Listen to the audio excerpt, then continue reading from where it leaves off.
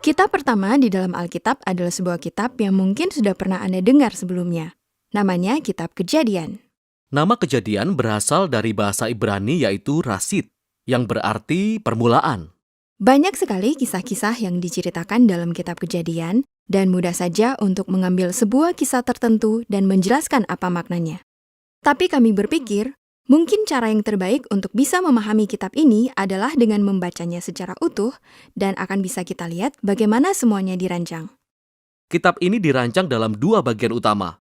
Ada pasal 1-11 yang menceritakan kisah tentang Allah dan seluruh dunia, lalu ada bagian kedua yang mengisahkan tentang Allah dan keluarga Abraham dalam pasal 12-50, dan bagaimana kedua bagian itu saling terhubung. Disitulah kita temukan pesan yang disampaikan dalam kitab ini. Baiklah, mari kita mulai dari awal.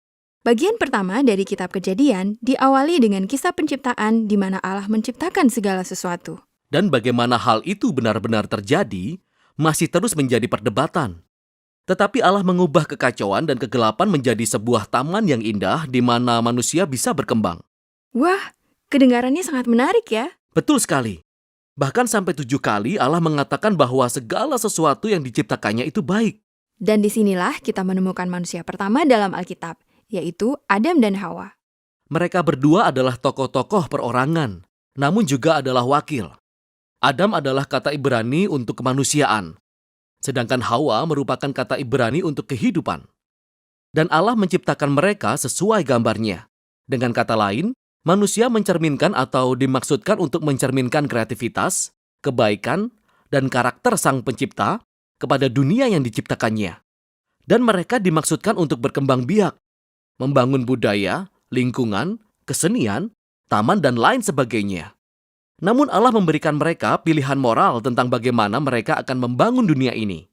Dan inilah yang digambarkan oleh pohon pengetahuan yang baik dan jahat. Allah berkata kepada mereka, "Jangan makan buah dari pohon ini, nanti kamu mati." Apa maksud dari perkataan ini? Jadi sampai di sini, Allah lah yang menentukan dan menyediakan apa yang baik. Sehingga Allah adalah pribadi yang memiliki pengetahuan tentang apa yang baik dan jahat. Tetapi kemudian pohon ini memberikan sebuah pilihan. Akankah manusia mempercayai ketentuan Allah tentang yang baik dan yang jahat? Atau akankah mereka mengambil kesempatan untuk menentukan sendiri apa yang baik dan yang jahat? Dan Adam dan Hawa memakan buah itu. Ini adalah inti penjelasan Alkitab mengenai konsep dosa, yang merupakan hasrat untuk menentukan semuanya sendiri. Ini adalah berbaliknya hati manusia ke dalam dirinya sendiri untuk melakukan apa yang baik untuk saya dan kelompok saya. Sekalipun itu harus mengorbankan kamu dan kelompokmu. Dan masalahnya adalah, manusia sangat buruk dalam menentukan apa yang baik dan yang jahat tanpa Allah. Dan sekarang, ketika manusia sudah menentukan pilihannya, maka segala sesuatu menjadi sangat buruk. Jadi Kejadian 3-11 seperti sebuah penelusuran akan kejatuhan umat manusia. Adam dan Hawa tidak lagi bisa saling mempercayai. Ada sedikit cerita tentang bagaimana dahulu mereka telanjang dan merasa baik-baik saja akan hal itu. Namun sekarang, mereka merasa malu karena seketika itu pengertian Adam mengenai baik dan jahat berbeda dengan Hawa. Dan kemudian mereka saling menyembunyikan diri. Ada kisah lain mengenai pencobaan.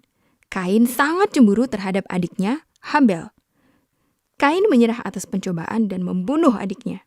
Persis setelah kisah tentang Kain, ada kisah tentang seseorang yang bernama Lamek. Yang kita tahu tentang Lamek adalah bahwa dia mengoleksi banyak istri seperti sebuah properti.